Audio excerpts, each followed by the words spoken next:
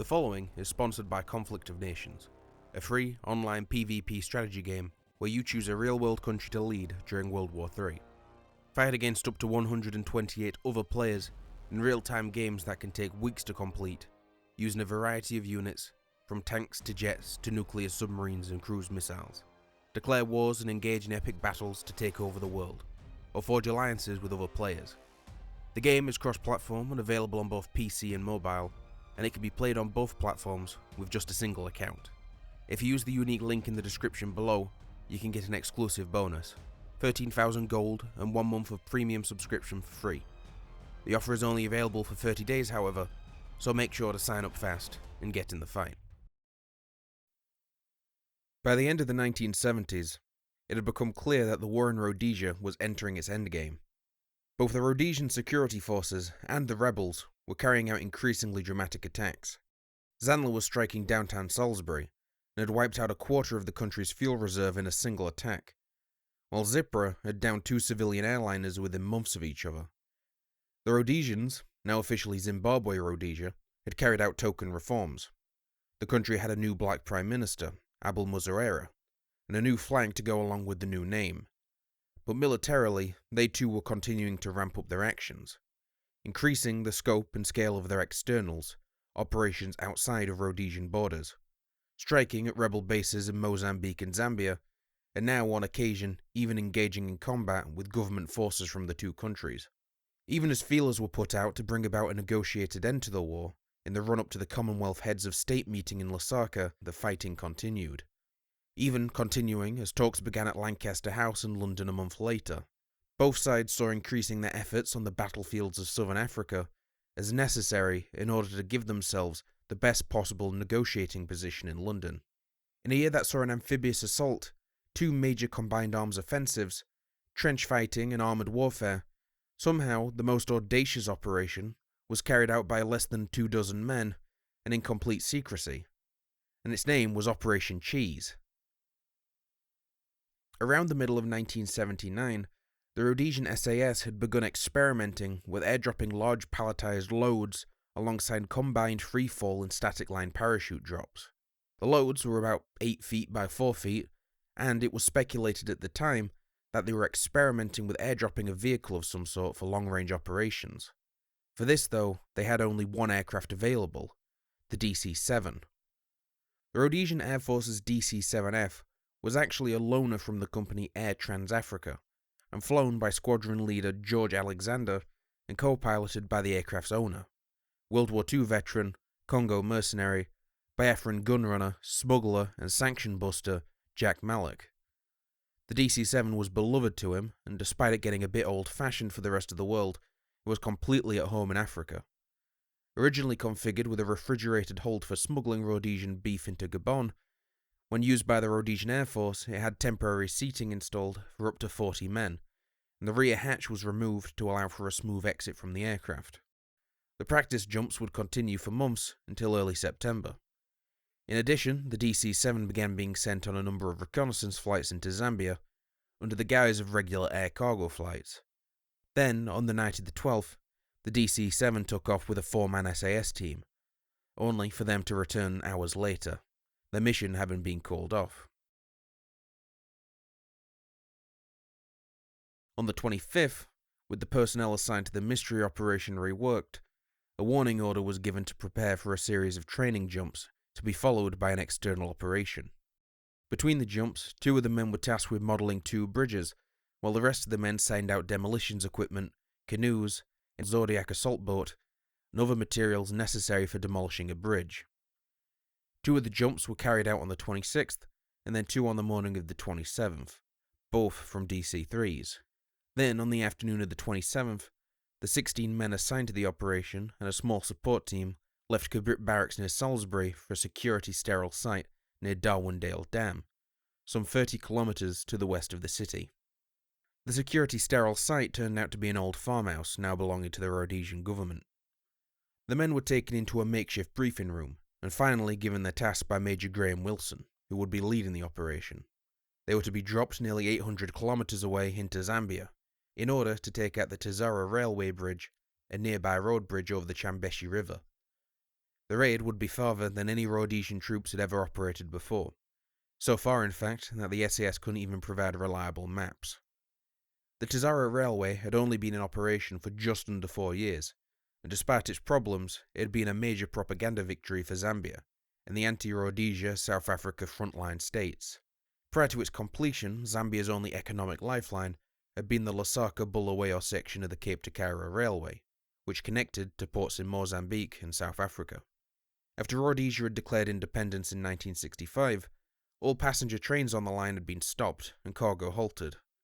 Though, in time, cargo trains would be started, halted, restarted, and halted over and over again, repeatedly as relations between the two nations and Zambia's economic hardships fluctuated. It had been critical for the Zambians to be on good terms with the Rhodesians, in order to not only bring in revenue by exporting copper ore, the country's primary export, but also to enable the importation of maize and fertilizer which they desperately needed. The lack of any other alternative had given Rhodesia a massive amount of power over Zambia, and it had proven more than once that it was willing to put its neighbour under economic blockade in order to exert control over its policies. Most critically, Zambia's support for ZIPRA. After the project was turned down by the West as making no economic sense, the Tazara Railway had been finished with the help of the Chinese government. Not only did it halve the cost of freight shipping to ship through Tanzania, it meant that Zambia was protected from future Rhodesian blockades. And with the end of the war in sight, and Rhodesia needing all the influence it could get, the bridges had to go. The operation was to be carried out in 4 stages. Stage 1, a 4-man threefold team made up of Major Graham Wilson, Lieutenant Phil Cook, Sergeant Paul French, and Lance Corporal Stan Standish White, would make a high-altitude jump into Zambia about 40 kilometers from the bridge. Wilson, Cook, and Standish White had all been on the original team for the cancelled 12 September attempt. The 4 men were designated the Light Group and would advance to the bridges by night via canoe and confirm the layout, size, and materials of the bridge before withdrawing back to the drop zone for Step 2. Step 2 had 12 more men, led by Captain Bob Mackenzie and designated the Heavy Group, carry out a static line drop to join the Light Group. The Heavy Group would be bringing with them all the materials required to actually carry out the demolition. After linking up, the 2 groups would once again advance to the bridge at night via canoe and Zodiac boat and establish a line-up position. Step 3 was to finally move out and demolish the railway bridge and the accompanying road bridge. Finally, Step 4 was the getaway. A suitable vehicle or vehicles would have to be stolen or hijacked to allow all 16 men to make their escape. Then they were to drive south until they reached the South Luangwa National Park, find a suitable site to be picked up by Air Force helicopters, prepare a landing site without being detected, and make it out of the country once picked up. Despite the titles, both groups would be carrying a massive amount of equipment for the raid. Each man would be carrying 10 days of rations, 5 days of water, their rifles, ammunition, grenades, radios, batteries, emergency survival kit, webbing, sleeping bags, ground sheets, shelter sheets, camp stoves, knives, notebooks, torches, civilian clothing, and any additional specialist equipment depending on the man. Both groups would also be dropping with a separate crate or crates containing the heaviest items. For the light group, it would contain 2 canoes, paddles, spare long-range radio, 2 spare handheld radios, ammunition, food and water. For the heavy group, it would contain the same, but with more canoes, the inflatable Zodiac assault boat, and the silenced outboard motor and fuel. The total weight each man carried was so much, in fact, that despite some of the SAS men saying it was a realistic load, the parachute dispatchers, Chief Dispatcher Frank Hales, and dispatchers Kevin Milligan and Mark Duffy, all had to physically help the parachutists onto the feet and to the door of the aircraft before the jumps. Over the following days, the training continued practically around the clock. Paddling around on Lake Robertson in their canoes, the men practiced the demolition using half-submerged buildings as stand-ins, and trying out new techniques that hadn't yet been used in anger. Around 8 o'clock on the night of the 29th, they carried out their only dress rehearsal for the real thing. Loading up at the DC-7 at New Sarum Air Base, the aircraft came in over the lake at 12,000 feet. Loner it would be for the real thing, but it meant the men didn't have to pack oxygen. Over the drop zone, the crate was pushed out and followed by the light group. All appeared to go well, except for Lieutenant Cook, whose main parachute failed, and he then got to set the record as the only Rhodesian serviceman to make a successful reserve parachute landing at night. While the light team were making it safely to the ground, The aircraft circled around and descended. Guided in by the men now on the ground, the heavy group made their static line drop, and again, with no issues except for one minor inconvenience, when Captain Mackenzie landed in the shallows, a bit damp but safe. While final touches were put in place, the drop zone near the bridges had to be confirmed in person. So on the night of the 2nd October, Wilson and Milligan climbed aboard a Rhodesian Air Force Canberra jet bomber in order to get some photographs to help guide in the DC-7 on the night. All went smoothly. The Rhodesian Air Force at this stage was no stranger to flying reconnaissance missions over Zambia in secret, and so this job was simply a matter of routine. Flying at 30,000 feet, dropped to 15 over the target, Wilson and Milligan got a good look at the bridges and the area surrounding and took some reference photos. On their return, it was agreed that it was time to bring down the bridges. On the evening of the 3rd, the light group was given their final briefing. They carried out an extensive equipment check and spent time on the firing range to ensure the weapons functioned.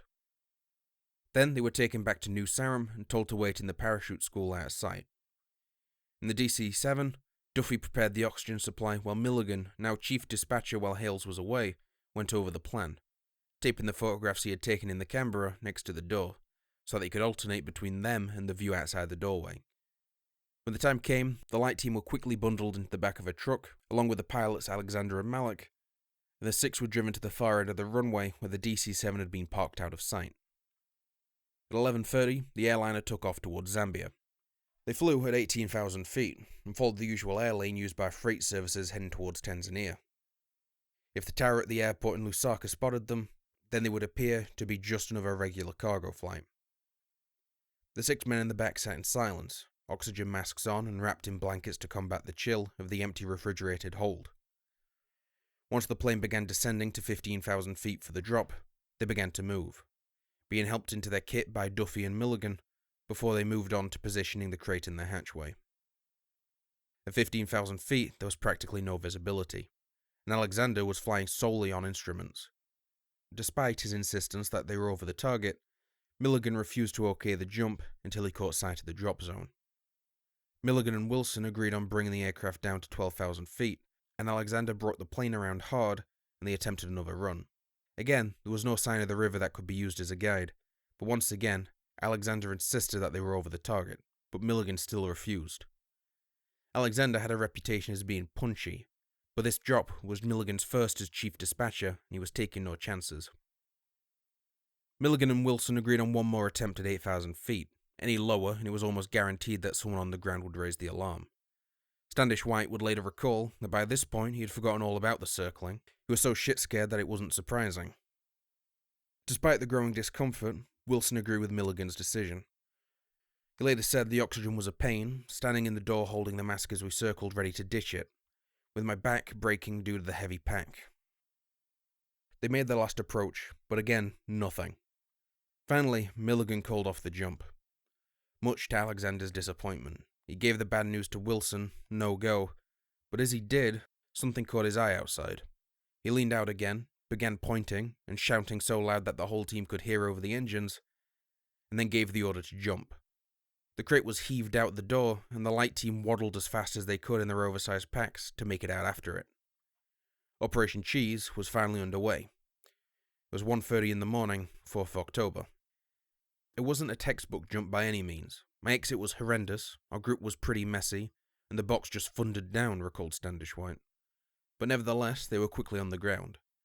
French tried to follow the crate down, searching for the white cross sewn into the top of the canopy, but had no luck finding it. Once on the ground, they quickly hid the parachutes by whatever means, including stuffing them down aardvark dens, drew their weapons, and regrouped. Wilson radioed into the DC-7 and gave Malik the all-clear to turn back towards home. With the light team now alone in Zambia, they realised that no one had actually seen the crate come down under a parachute, and Wilson set off on a search with another man, while French began sending a status report through to headquarters via Morse code, to inform them that they'd made it to the ground, no casualties on landing. But they had lost the crate.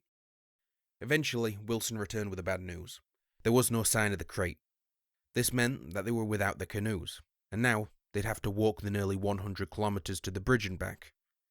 The one upside was that their decision to bring along a spare long-range radio had been validated, and they were still in contact with headquarters.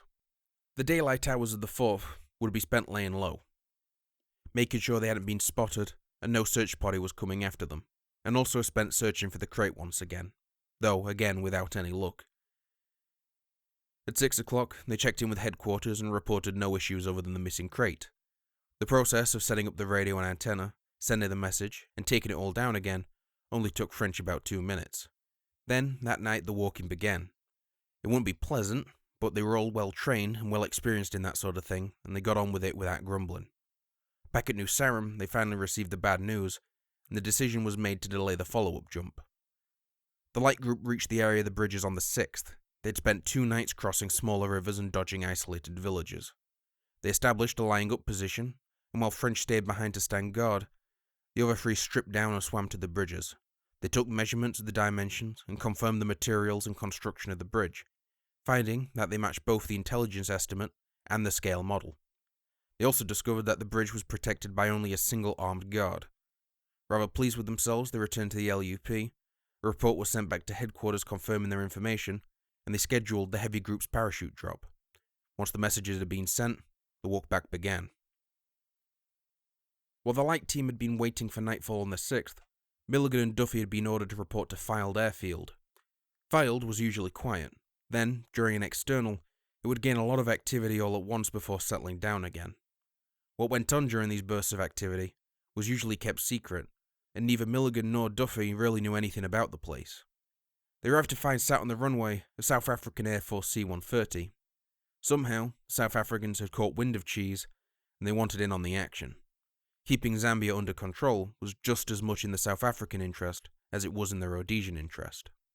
The South African captain, Gardner, had under his command a crew twice the size that of the DC-7.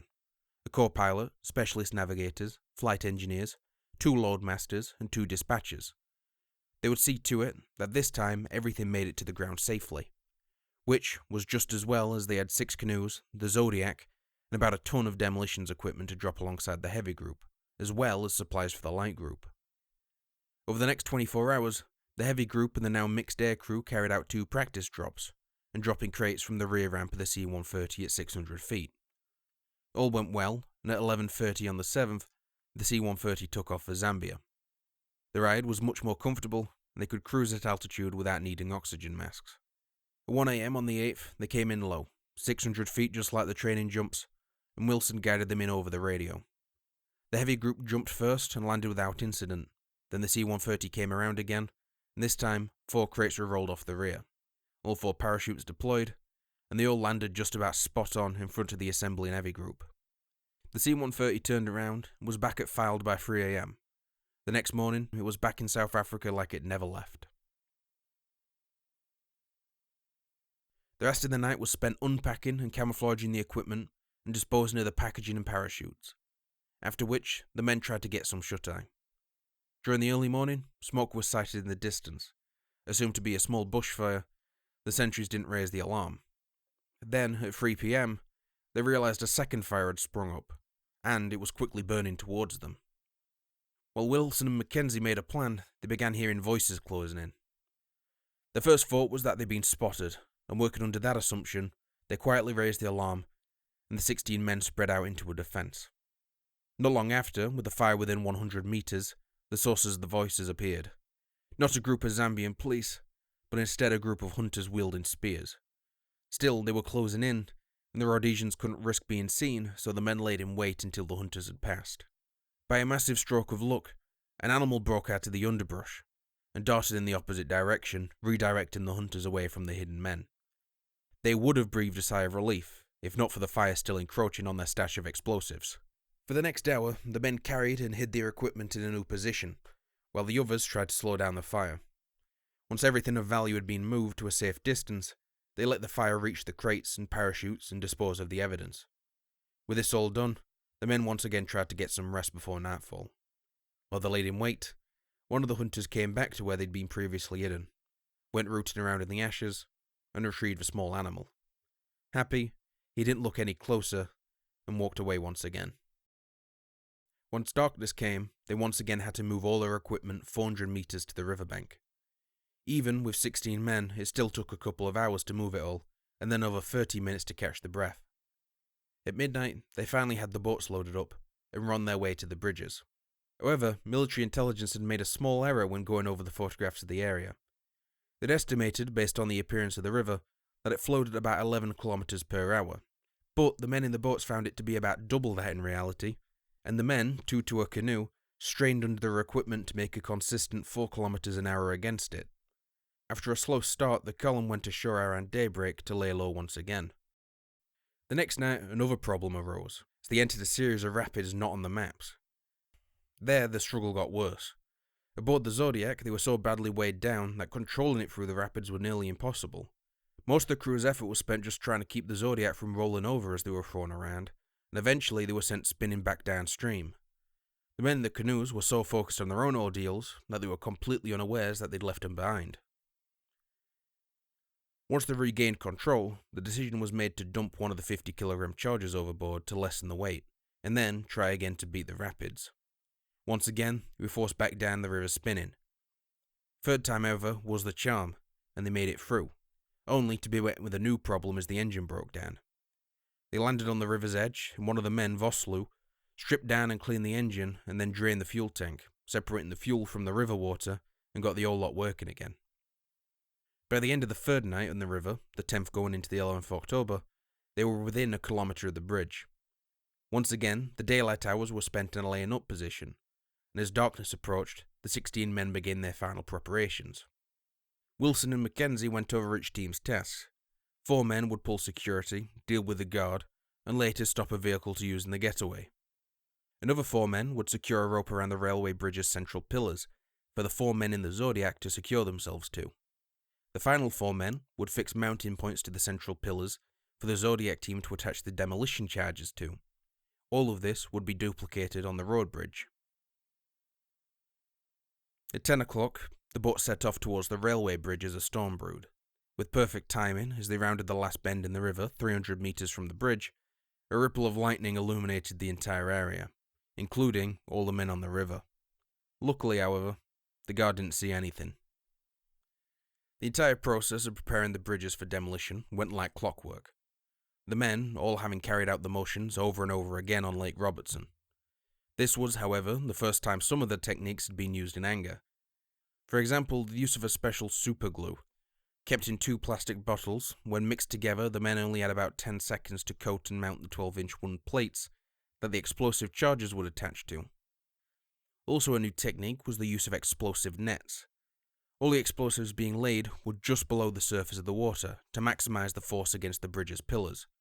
But to get every last bit of power they could, they would also be using a web of explosive cortex that was placed on the opposite side of the pillars and detonated a fraction of a second before the main charges. The shockwave of the net and the force of the water would force almost the entire force of the blast into the pillar, as opposed to dissipating outwards. This, as well as the PE4 cutting charges used on the spans, were all connected to a single continuous line of detonating cord called the ring main. As a failsafe, the ring main was duplicated, and the 2 mains were connected to 2 initiation sets. The men weren't leaving anything to chance. While the men below the bridge worked on the demolition, things up top weren't going quite to plan. First, 2 of the men were spotted by the guard, armed with a shotgun, who ordered them to come out into the open. Instead, the SAS men opened fire with suppressed pistols, and the guard fled into the bush. With the guard dealt with, the next task was to stop a suitable vehicle if the opportunity arose. The men produced a Zambian police barrier used at checkpoints and placed it in the road and waited. Not too long after, 2 Mercedes trucks approached the makeshift checkpoint.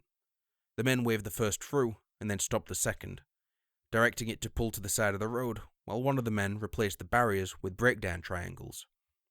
They forced the driver and the co-driver from the cab and found that the driver was in fact an Irishman. As they questioned him, the first truck returned to check on what the delay was. As it turned out, it too was driven by an Irishman, the brother of the driver of the second truck.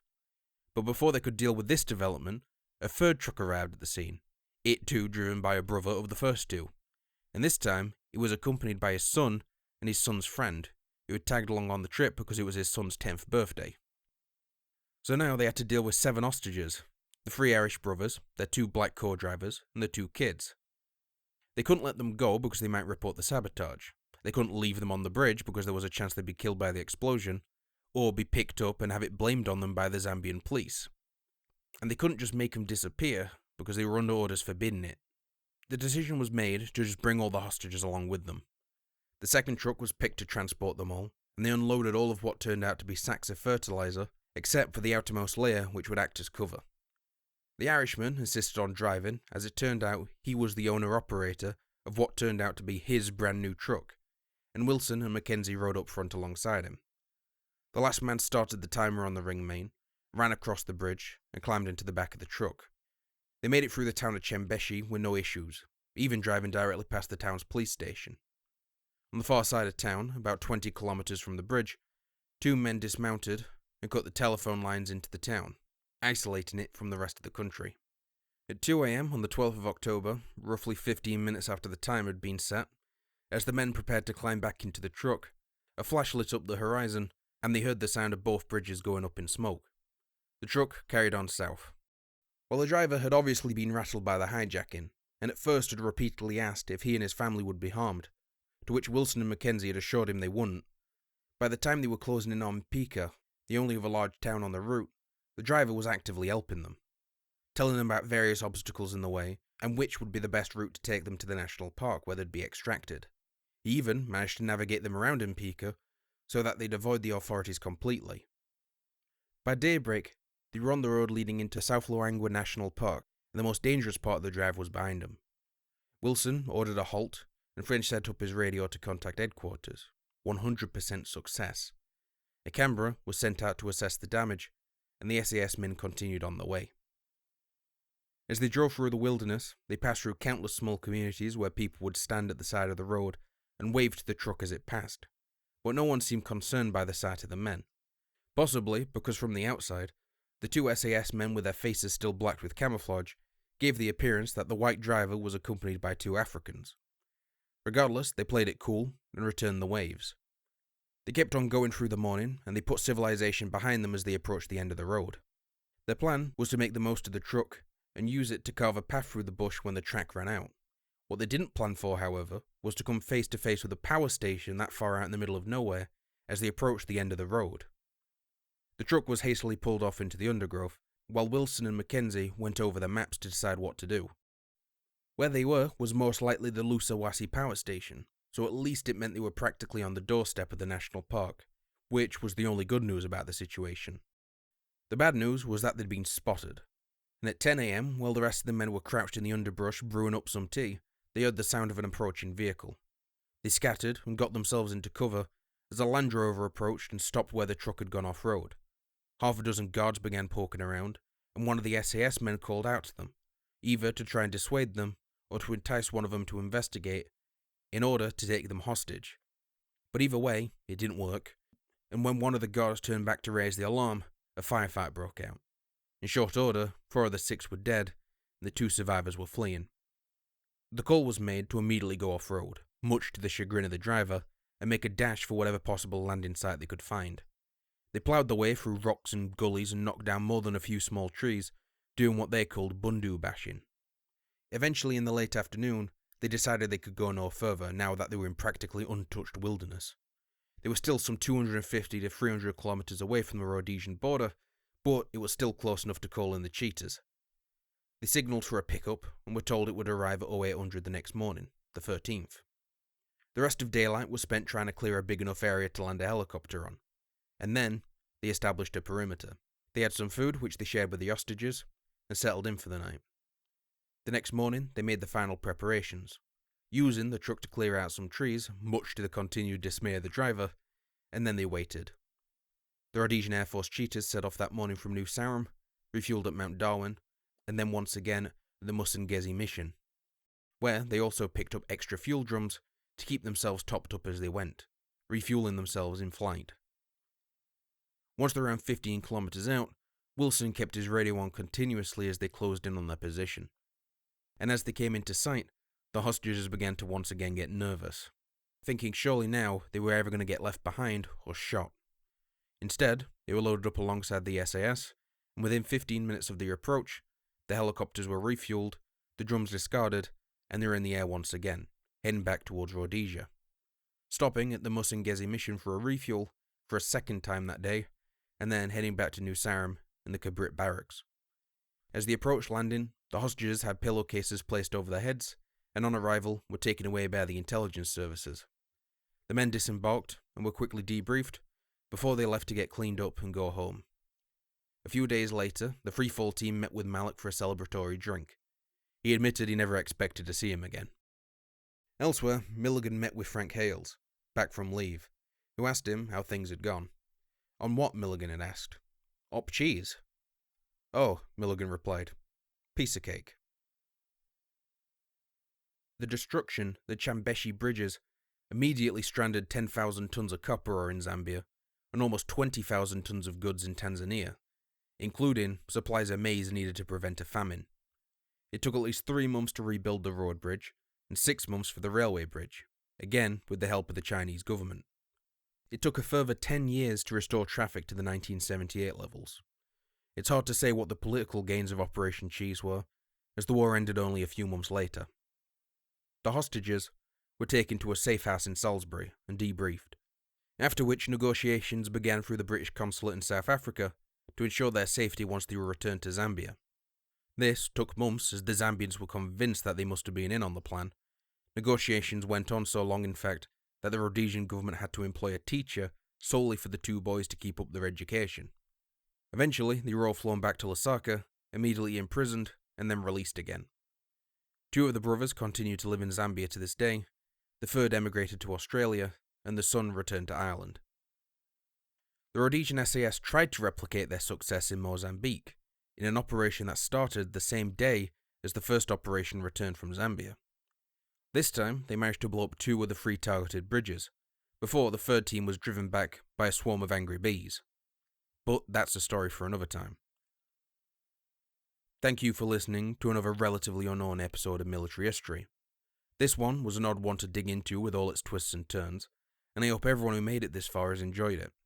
Thanks also to the patrons, who have stuck around despite my slow progress on these videos. Finally, thanks again to the sponsor of this video, Conflict of Nations, the 3 online PvP strategy game. Remember that you can use the unique link in the description below to get an exclusive bonus. 13,000 gold and 1 month of premium subscription for free. The offer is only available for 30 days though, so get going.